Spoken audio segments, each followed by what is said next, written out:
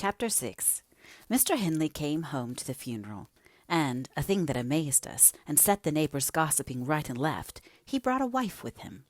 What she was and where she was born he never informed us. Probably she had neither money nor name to recommend her, or he would scarcely have kept the union from his father. She was not one that would have disturbed the house much on her own account. Every object she saw, the moment she crossed the threshold, appeared to delight her, and every circumstance that took place about her, except the preparing for the burial and the presence of the mourners. I thought she was half silly from her behaviour while she went on. She ran into her chamber and made me come with her, though I should have been dressing the children, and there she sat shivering and clasping her hands and asking repeatedly, "Are they gone yet?" Then she began describing with hysterical emotion the effect it produced on her to see black, and started and trembled and at last fell a-weeping. Are you enjoying this audiobook? Please take a moment to hit the subscribe button for more videos like this, and please hit the like button. Those two things make a big difference for this channel, and I appreciate every single like and subscription. Thank you so much. And when I asked what was the matter, answered she didn't know, but she felt so afraid of dying. I imagined her as little likely to die as myself. She was rather thin, but young and fresh-complexioned. Her eyes sparkled as bright as diamonds. I did remark, to be sure, that mounting the stairs made her breathe very quick, that the least sudden noise set her all in a quiver, and that she coughed troublesomely sometimes. But I knew nothing of what these symptoms portended, and had no impulse to sympathize with her. We don't in general take to foreigners here, Mr. Lockwood, unless they take to us first. Young Earnshaw was altered considerably in the 3 years of his absence. He had grown sparer, and lost his colour, and spoke and dressed quite differently. And on the very day of his return he told Joseph and me we must thenceforth quarter ourselves in the back kitchen, and leave the house for him. Indeed, he would have carpeted and papered a small spare room for a parlour, but his wife expressed such pleasure at the white floor and huge glowing fireplace, at the pewter dishes and delf case, and dog kennel, and the wide space there was to move about in where they usually sat, that he thought it unnecessary to her comfort, and so dropped the intention. She expressed pleasure, too, at finding a sister among her new acquaintance, and she prattled to Catherine and kissed her, and ran about with her, and gave her quantities of presents at the beginning. Her affection tired very soon, however, and when she grew peevish, Hindley became tyrannical. A few words from her, evincing a dislike to Heathcliff, were enough to rouse in him all his old hatred of the boy. He drove him from their company to the servants, deprived him of the instructions of the curate, and insisted that he should labour out of doors instead, compelling him to do so as hard as any other lad on the farm. Heathcliff bore his degradation pretty well at first, because Cathy taught him what she learnt, and worked or played with him in the fields. They both promised fair to grow up as rude as savages, the young master being entirely negligent how they behaved and what they did, so they kept clear of him. He would not even have seen after their going to church on Sundays, only Joseph and the curate reprimanded his carelessness when they absented themselves, and that reminded him to order Heathcliff a flogging, and Catherine a fast from dinner or supper. But it was one of their chief amusements to run away to the moors in the morning and remain there all day, and the after punishment grew a mere thing to laugh at. The curate might set as many chapters as he pleased for Catherine to get by heart, and Joseph might thrash Heathcliff till his arm ached. They forgot everything the minute they were together again, at least the minute they had contrived some naughty plan of revenge, and many a time I have cried to myself to watch them growing more reckless daily, and I not daring to speak a syllable for fear of losing the small power I still retained over the unfriended creatures. One Sunday evening it chanced that they were banished from the sitting-room for making a noise, or a light offence of the kind, and when I went to call them to supper, I could discover them nowhere. We searched the house, above and below, the yard and stables. They were invisible, and at last Hindley, in a passion, told us to bolt the doors, and swore nobody should let them in that night. The household went to bed, and I, too anxious to lie down, opened my lattice, and put my head out to hearken, though it rained, determined to admit them in spite of the prohibition should they return. In a while I distinguished steps coming up the road, and the light of a lantern glimmered through the gate. I threw a shawl over my head, and ran to prevent them from waking Mr. Earnshaw by knocking. There was Heathcliff by himself, It gave me a start to see him alone. "Where is Miss Catherine?" I cried hurriedly. "No accident, I hope?" "At Thrushcross Grange," he answered. "And I would have been there too, but they had not the manners to ask me to stay." "Well, you will catch it," I said. "You'll never be content till you've sent about your business. What in the world let you wandering to Thrushcross Grange?" "Let me get off my wet clothes, and I'll tell you about it, Nelly," he replied. I bid him beware of rousing the master, and while he undressed and I waited to put out the candle, he continued. "Cathy and I escaped from the wash-house to have a ramble at liberty, and getting a glimpse of the Grange lights, we thought we would just go and see whether the Lintons passed their Sunday evenings standing shivering in corners, while their father and mother sat eating and drinking and singing and laughing and burning their eyes out before the fire. Do you think they do? Or reading sermons and being catechized by their manservant and set to learn a column of the Scriptures' names if they don't answer properly? Probably not, I responded. They are good children, no doubt, and don't deserve the treatment you receive for your bad conduct.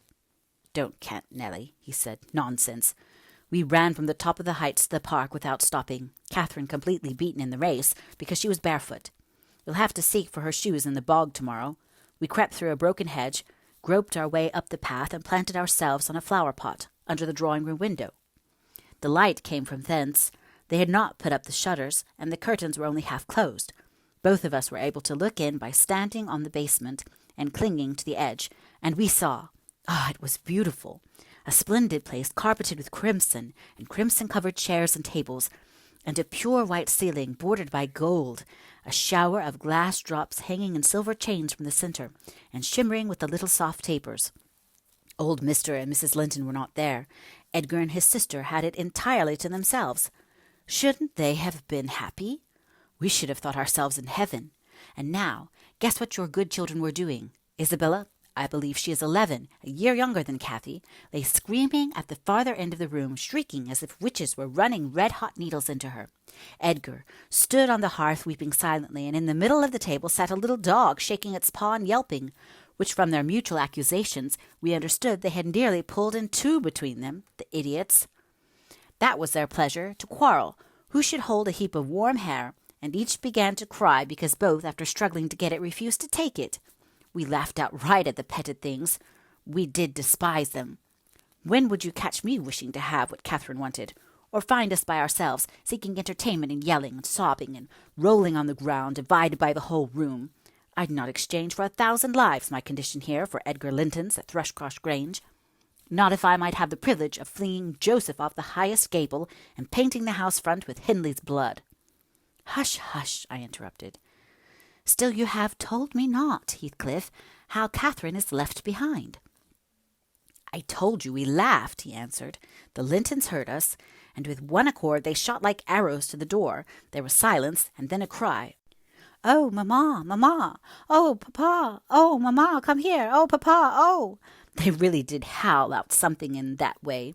We made frightful noises to terrify them still more, and then we dropped off the ledge, because somebody was drawing the bars, and we felt we had better flee. I had Cathy by the hand and was urging her on, when all at once she fell down. Run, Heathcliff, run, she whispered. They have let the bulldog loose, and he holds me.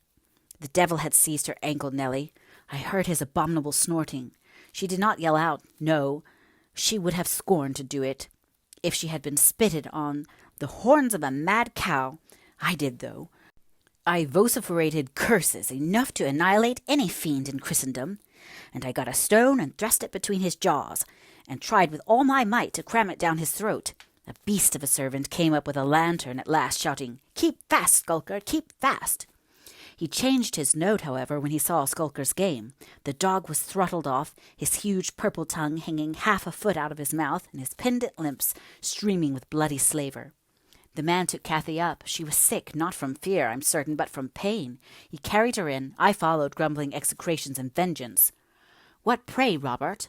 Hallooed Linton from the entrance. Skulker has caught a little girl, sir, he replied, and there's a lad here, he added, making a clutch at me, who looks an out-and-outer. Very like the robbers were for putting them through the window to open the doors to the gang after all were asleep, and they might murder us at their ease. Hold your tongue, you foul-mouthed thief, you. You shall go to the gallows for this. Mr. Linton, sir, don't lay by your gun. No, no, Robert, said the old fool. The rascals knew that yesterday was my rent day. They thought it'd have me cleverly. Come in. I'll furnish them a reception. There, John, fasten the chain. Give Skulker some water, Jenny. To beard a magistrate in his stronghold, and on the Sabbath too. Where will their insolence stop? Oh, my dear Mary, look here. Don't be afraid. It is but a boy, yet the villain scowls so plainly in his face. Would it not be a kindness to the country to hang him at once, before he shows his nature and acts as well as features? He pulled me under the chandelier, and Mrs. Linton placed her spectacles on her nose and raised her hands in horror. The cowardly children crept nearer also, Isabella lisping, "Frightful thing! Put him in the cellar, papa. He's exactly like the son of the fortune-teller that stole my tame pheasant, isn't he, Edgar?" While they examined me, Cathy came round. She heard the last speech and laughed. Edgar Linton, after an inquisitive stare, collected sufficient wit to recognize her. "They see us at church, you know, though we seldom meet them elsewhere. That's Miss Earnshaw," he whispered to his mother, "and look how Skulker has bitten her. How her foot bleeds." "Miss Earnshaw? Nonsense," cried the dame. "Miss Earnshaw scouring the country with a gipsy, and yet, my dear, the child is in mourning. Surely it is, and she may be lamed for life." "What culpable carelessness in her brother!" exclaimed Mr. Linton, turning from me to Catherine. "I've understood from Shielders," that was the curate, sir, "that he lets her grow up in absolute heathenism. But who is this? Where did she pick up this companion? Oh ho, I declare, he is that strange acquisition my late neighbour made in his journey to Liverpool, a little Lascar, or an American or Spanish castaway." "A wicked boy, at any events," remarked the old lady, "and quite unfit for a decent house. Did you notice his language, Linton? I'm shocked that my children should have heard it." I recommenced cursing. "Don't be angry, Nellie. And so Robert was ordered to take me off. I refused to go without Cathy. He dragged me into the garden, pushed the lantern into my hand, assured me that Mr. Earnshaw should be informed of my behaviour, and bidding me march directly, secured the door again. The curtains were all looped up at one corner, and I resumed my station as spy, because, if Catherine had wished to return, I intended shattering their great glass panes to a million fragments unless they let her out. She sat on the sofa quietly. Mrs. Linton took off the grey cloak of the dairymaid, which we had borrowed for our excursion, shaking her head and expostulating with her, I suppose. She was a young lady, and they made a distinction between her treatment and mine. Then the woman-servant brought a basin of warm water and washed her feet, and Mr. Linton mixed a tumbler of negus, and Isabella emptied a plateful of cakes into her lap, and Edgar stood gaping at a distance. Afterwards they dried and combed her beautiful hair, and gave her a pair of enormous slippers, and wheeled her to the fire, and I left her, as merry as she could be, dividing her food between the little dog and Skulker, whose nose she pinched as he ate, and kindling a spark of spirit in the vacant blue eyes of the Lintons, a dim reflection from her own enchanting face. I saw they were full of stupid admiration. She is so immeasurably superior to them, to everybody on earth, is she not, Nellie?